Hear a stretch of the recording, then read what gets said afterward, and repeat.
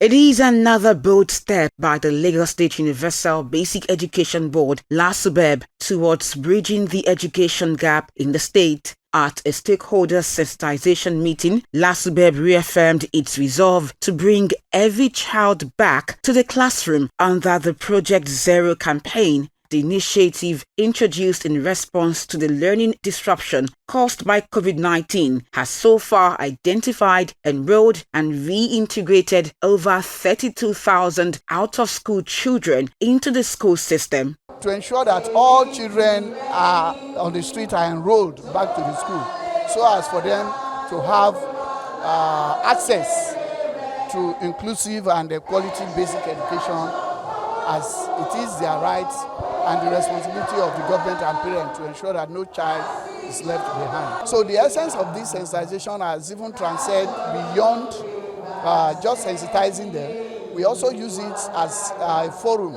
for us to be able to get feedbacks on the previous activities that we have implemented as far as Project Zero is concerned, so as for us to now have a basis for planning ahead for the forthcoming implementation.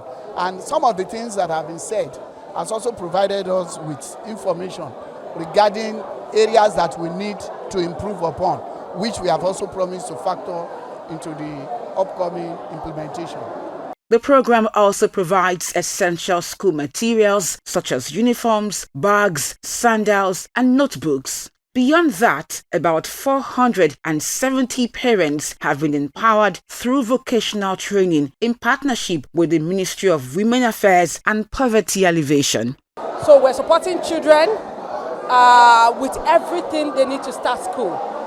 We're giving them starter kits, and the starter kit is comprising of school uniform, school bag, writing materials, learning materials that are required for a child to go back to school. Another leg of Project Zero that we typically do is to find out why the child is out of school. Majority of children out of school in Lagos State is mainly due to socioeconomic issues. And in the case of socioeconomic issues, what we do is to get the attendant parent to immediately join an empowerment program so that way they can continue to support the child.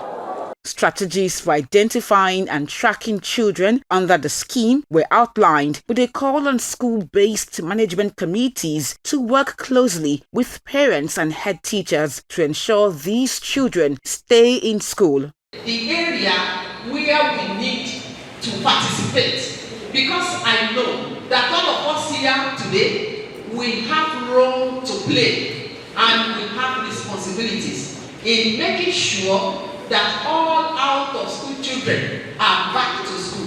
Not that they are back alone, but they are retained. To do this, we need strength. And everything that we need, I pray that God Almighty will supply us. When you start something new, you can't actually evaluate that much until maybe that is consistent and you can actually follow it up. So we have been monitoring, and for the fact that government has been consistent every year out since COVID time, for me is actually a thumbs up. I thank God for the number of parents that were initially empowered some years back. If you can still have more programs for these parents, that's a way of empowering or supporting them so that they can as well support the children.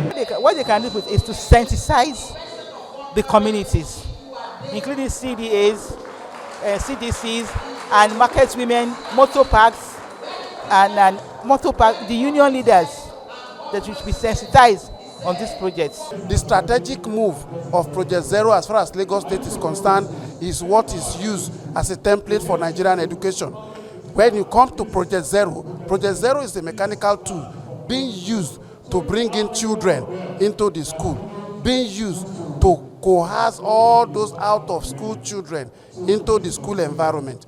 With education and technology as key pillars under the Themes Plus agenda of Governor Babajide Sanwo-Olu, the state says it will continue to pursue zero tolerance for out-of-school children in line with United Nations SDG Goal 4 on quality education.